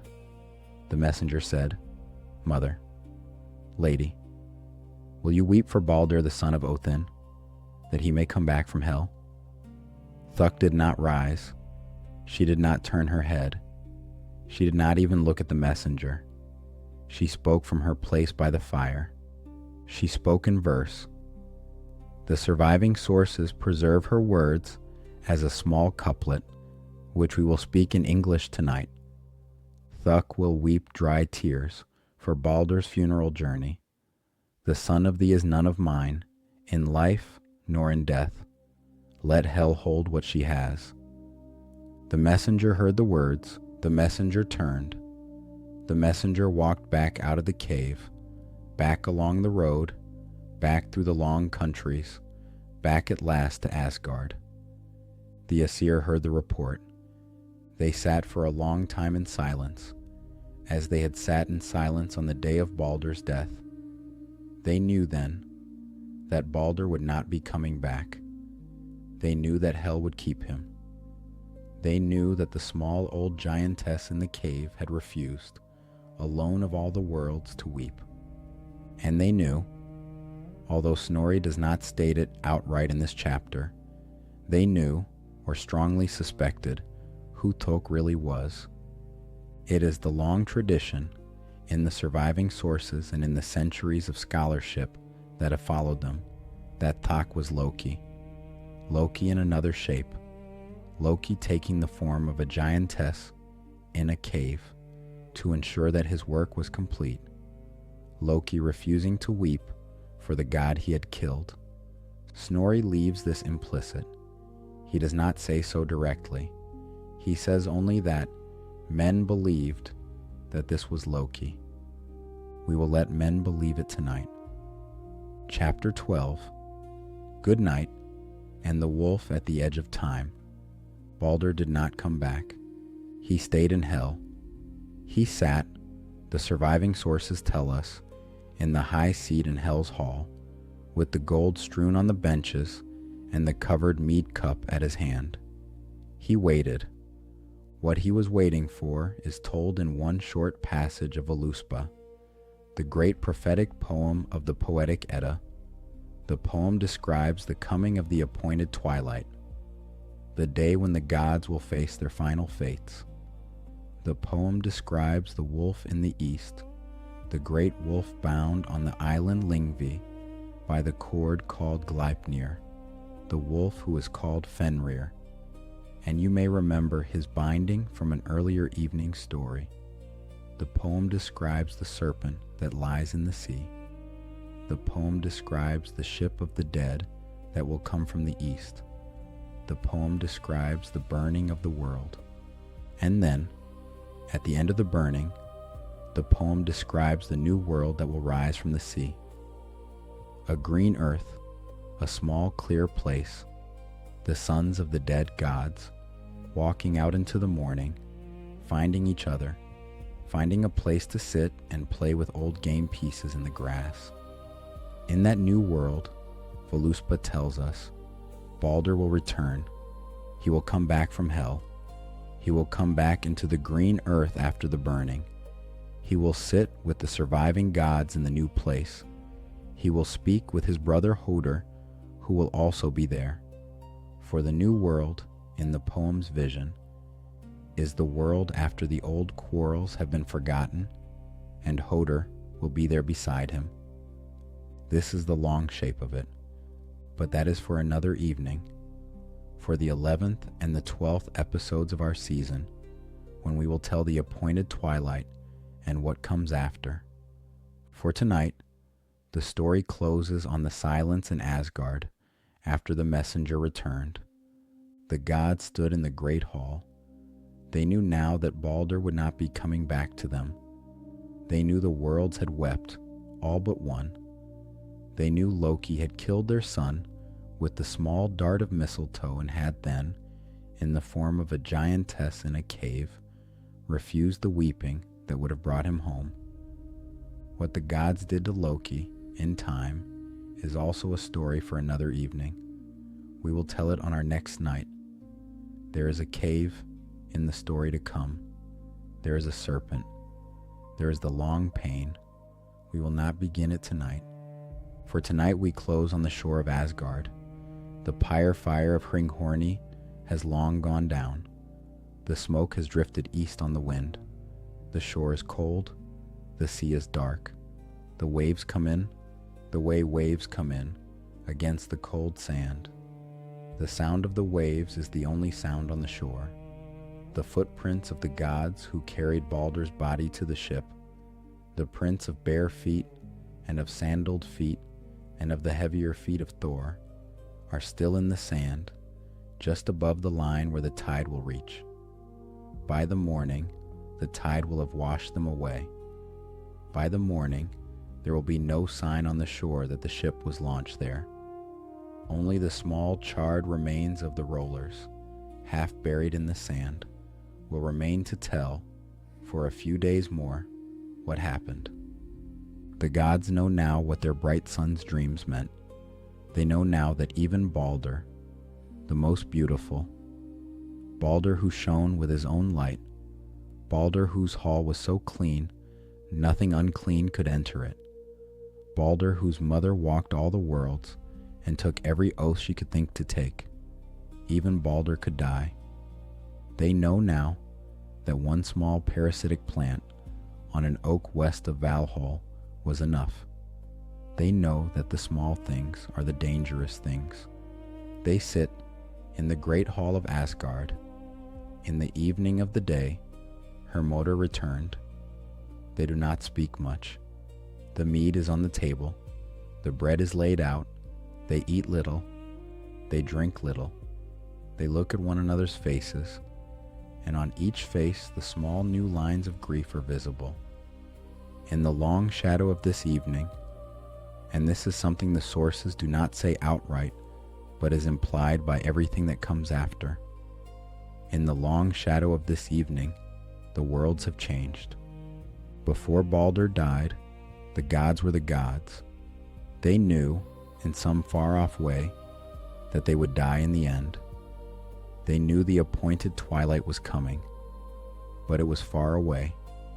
It was something a seeress might speak of in a deep mound. It was not real. After Baldr died, it was real. The first death had come. The first irreplaceable thing had been taken. The shape of what was coming was no longer hidden. The wolf at the edge of time, the wolf bound on the island Lyngvi, the wolf whose binding we told you of 3 evenings ago, that wolf was now no longer a thing that the gods could pretend to ignore. That wolf was waiting.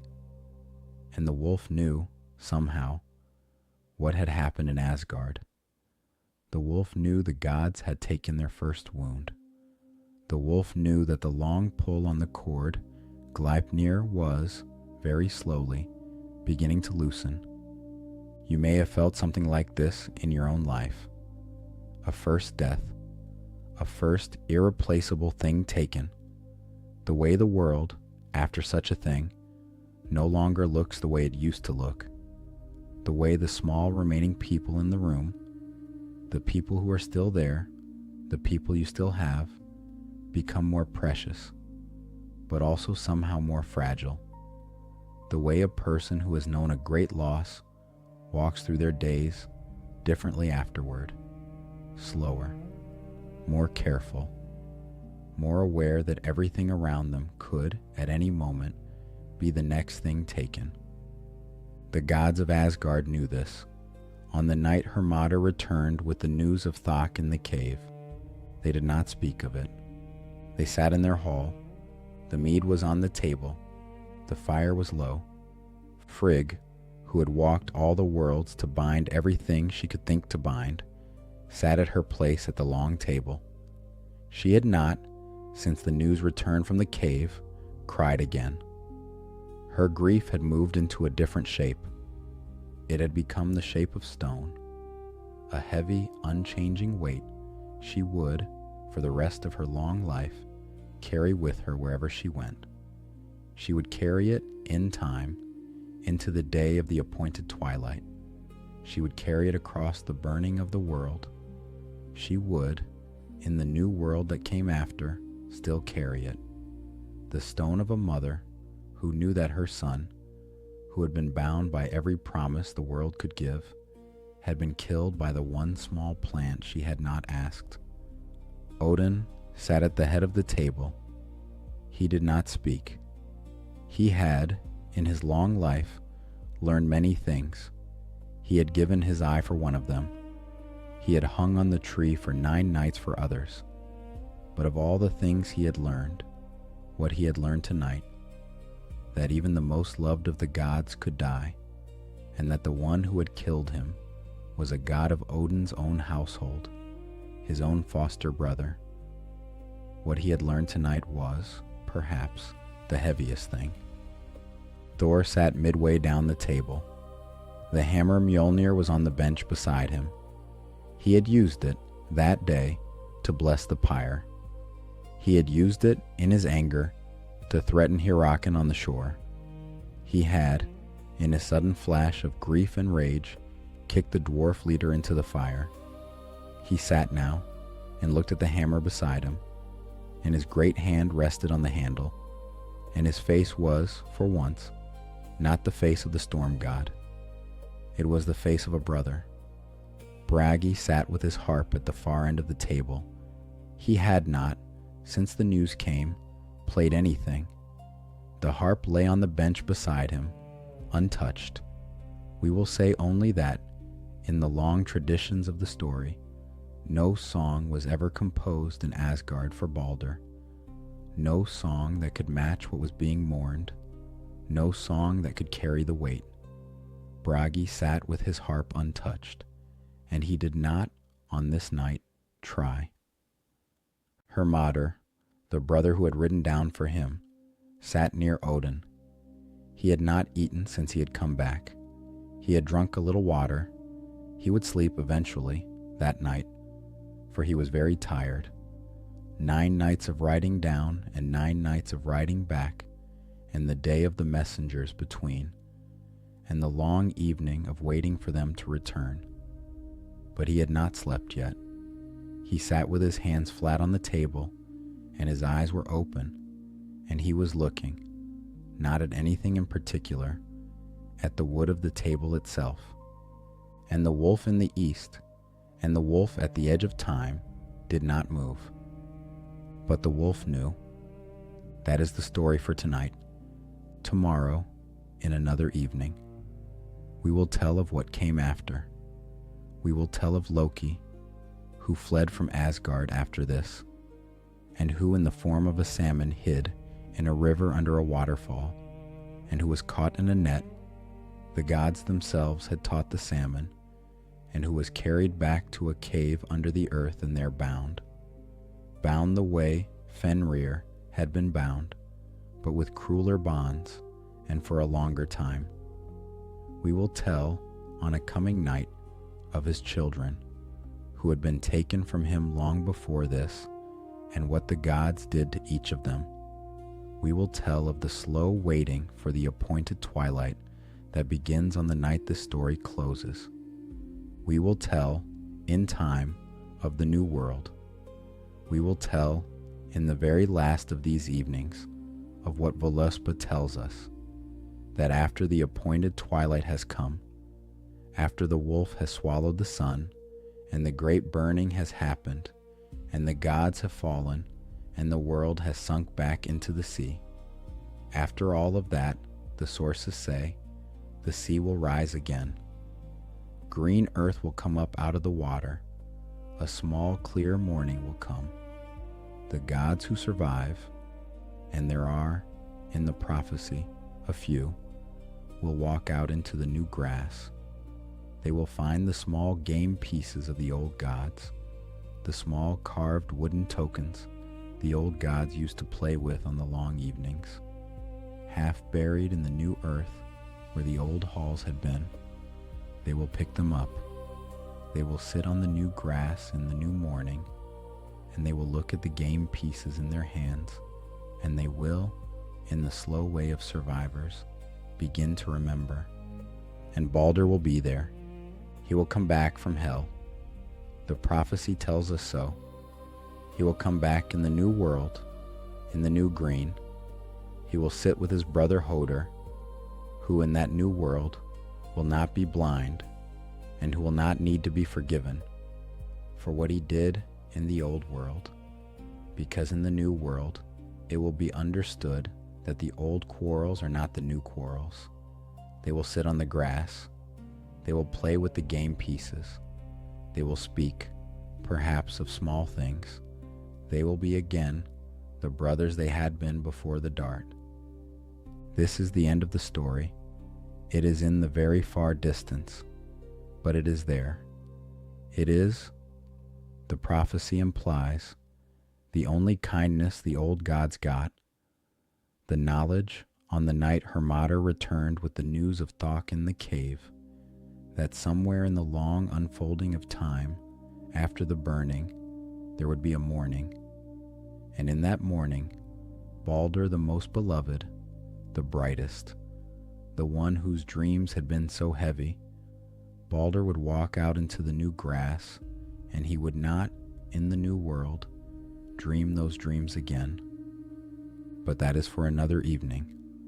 For tonight, we close here. If you have stayed with me this far, and few do, then you have been very patient.